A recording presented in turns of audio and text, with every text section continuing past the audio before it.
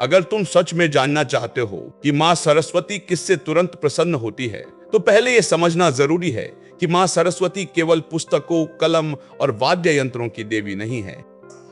वह मनुष्य के भीतर की उस शुद्धता की देवी है जहां ज्ञान ठहर सके, क्योंकि शास्त्रों में साफ कहा गया है कि विद्या वहां नहीं आती जहां केवल बुद्धि तेज हो।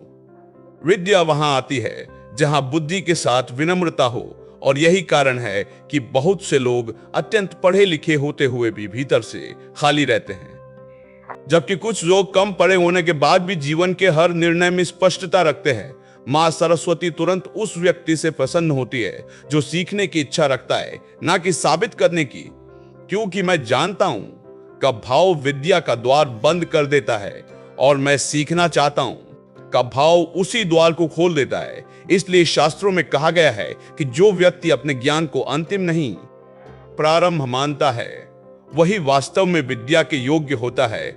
मां सरस्वती उस मन से तुरंत प्रसन्न होती है जो मौन को समझता है, क्योंकि मौन अज्ञान नहीं है। मौन वह भूमि है जहां विचार स्पष्ट होते हैं। और यही कारण है कि पुराने समय में गुरु बोलने से अधिक मौन सिखाते थे, क्योंकि विद्या शब्दों से नहीं, अनुभूति से उतरती है। मां सरस्वती उस व्यक्ति से भी तुरंत प्रसन्न होती है जिसकी वाणी शुद्ध होती है, क्योंकि वाणी ही उनका स्वरूप है। और जो व्यक्ति कटु शब्दों से दूर रहता है, निंदा नहीं करता, दूसरों की बुद्धि का अपमान नहीं करता, वह अनजाने में ही विद्या के मार्ग को साफ कर देता है।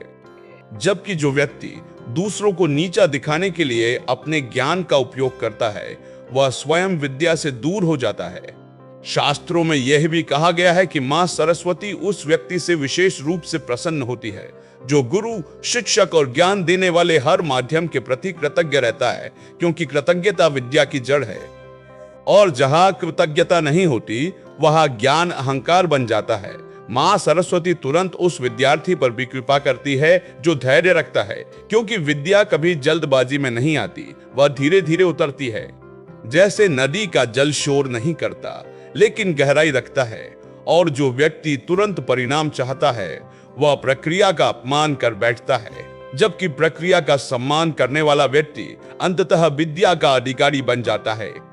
शास्त्रों में यह भी बताया गया है कि मां सरस्वती उस व्यक्ति से प्रसन्न होती है जो तुलना छोड़ देता है, क्योंकि तुलना से ईर्ष्या जन्म लेती है, और ईर्ष्या बुद्धि को संकीर्ण बना देती है, और संकीर्ण मन में विद्या टिक नहीं पाती।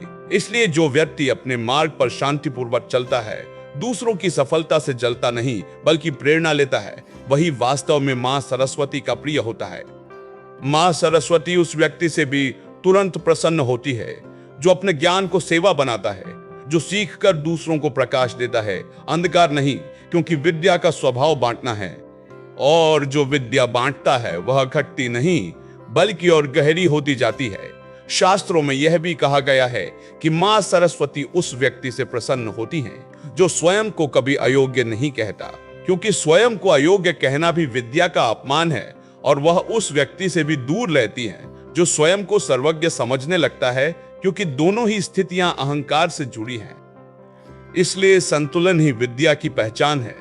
मां सरस्वती उस घर में भी वास करती है जहां ज्ञान का सम्मान होता है, जहां बच्चों को डराकर नहीं समझाकर सिखाया जाता है, जहां प्रश्न पूछने को अपराध नहीं माना जाता, क्योंकि प्रश्न ही विद्या का द्वार होता है। सरस्वती पूजा के दिन यह विशेष रूप से कहा गया है कि यदि व्यक्ति मां सरस्वती से कुछ मांगना चाहता है तो तेज दिमाग नहीं, शांत बुद्धि मांगे, क्योंकि शांत बुद्धि ही सही और गलत में भेद कर पाती है।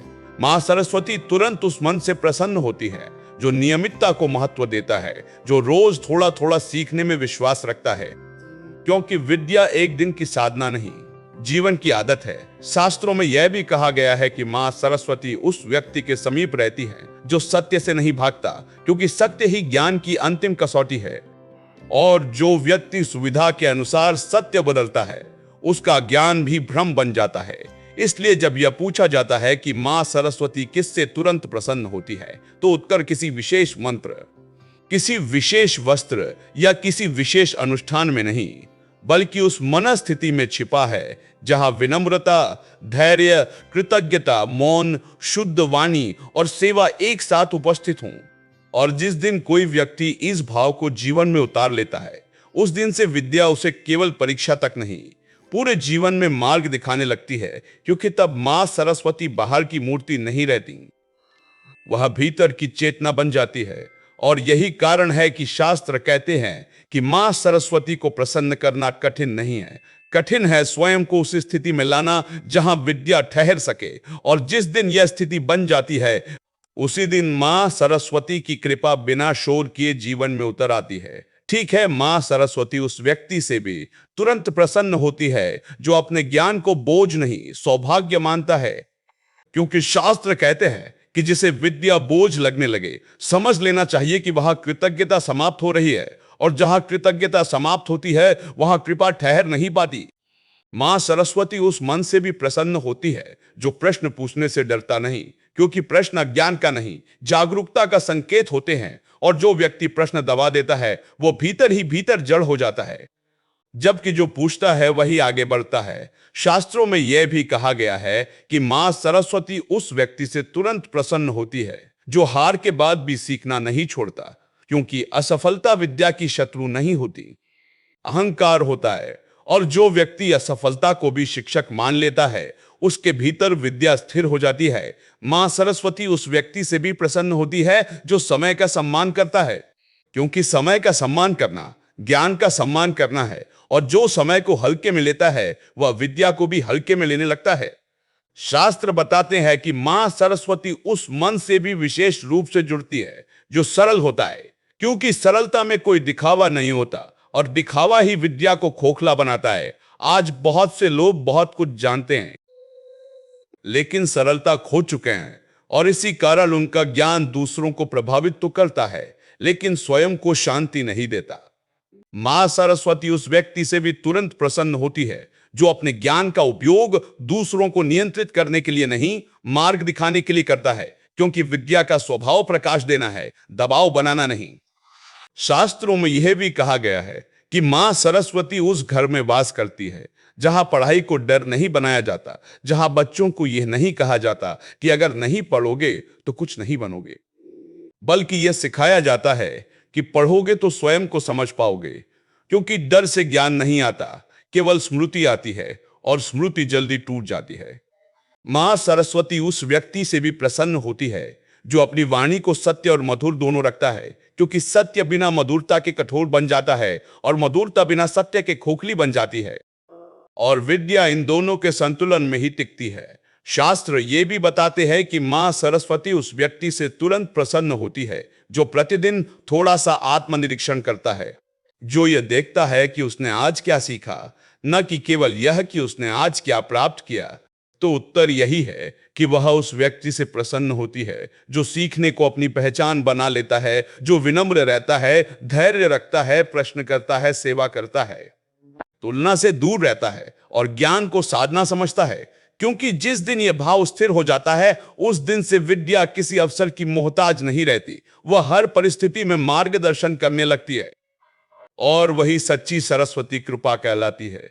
अब जरा अपने मन से पूछो, क्या तुम सीखने के लिए पढ़ते हो या सिर्फ साबित करने के लिए?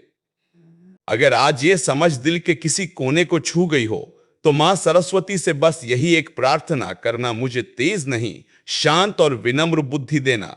कमेंट में एक सरस्वती नमः लिखो, और इस वीडियो को किसी एक विद्यार्थी तक जरूर पहुंचाओ, क्योंकि कभी कभी सही भाव से सुनी गई एक बात पूरे जीवन की दिशा बदल देती है।